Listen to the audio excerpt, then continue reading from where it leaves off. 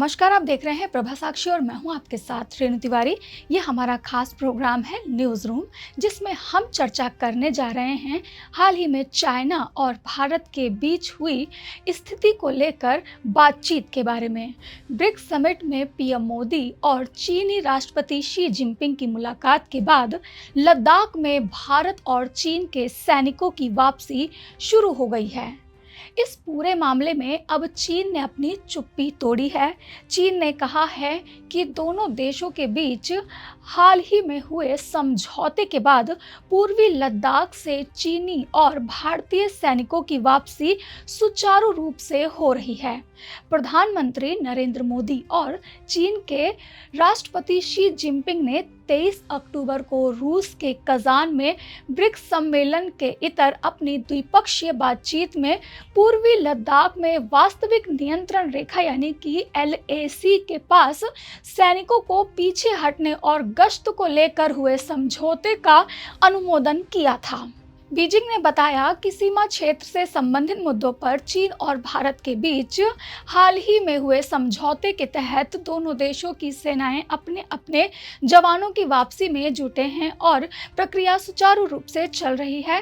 भारत ने टकराव वाले स्थानों से सैनिकों को वापस बुलाने को लेकर चीन से हुए समझौते की 21 अक्टूबर को घोषणा की थी और बीजिंग ने एक दिन बाद इसकी पुष्टि करते हुए कहा कि दोनों पक्ष प्रासंगिक मामलों के समाधान तक पहुंच गए हैं और वह बीजिंग इन प्रस्तावों को लागू करने के लिए नई दिल्ली के साथ मिलकर काम करेगा। भारतीय सेना ने वापसी पर क्या बोला था, इसके बारे में भी हम आपको बता देते हैं। भारतीय सेना के सूत्रों ने शुक्रवार को बताया कि भारत और चीन ने पूर्वी लद्दाख के डेमचोक और डेप्सांग मैदानी क्षेत्र में टकराव वाले 2 बिंदुओं से सैनिकों की वापसी शुरू कर दी है और यह प्रक्रिया 28-29 अक्टूबर तक पूरी होने की संभावना है। उन्होंने कहा कि समझौते केवल टकराव वाले इन दोनों बिंदुओं के लिए हुआ है तथा अन्य क्षेत्रों के लिए बातचीत अब भी चल रही है।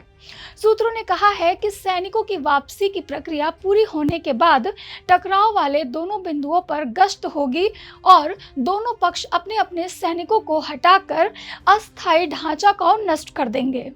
सूत्रों ने कहा है कि अंततः गश्त का स्तर अप्रैल 2020 से पहले के स्तर पर पहुंचने की उम्मीद है। जून 2020 में गलवान घाटी में दोनों देशों के सैनिकों के बीच भीषण संघर्ष के बाद संबंधों में तनाव आ गया था। यह पिछले कुछ दशकों में दोनों पक्षों के बीच सबसे गंभीर सैन्य संघर्ष था। विदेश सचिव विक्रम मिस्री ने 21 अक्टूबर को दिल्ली में संवाददाताओं से बातचीत करने के दौरान कहा कि पिछले कुछ सप्ताह में हुई बातचीत के बाद समझौते को अंतिम रूप दे दिया गया है और इससे 2020 के सामने आए मुद्दे समाधान इससे निकाला गया है। अगर आप भी लेना चाहते हैं देश दुनिया की तमाम जानकारी तो आज ही सब्सक्राइब करें हमारे चैनल को।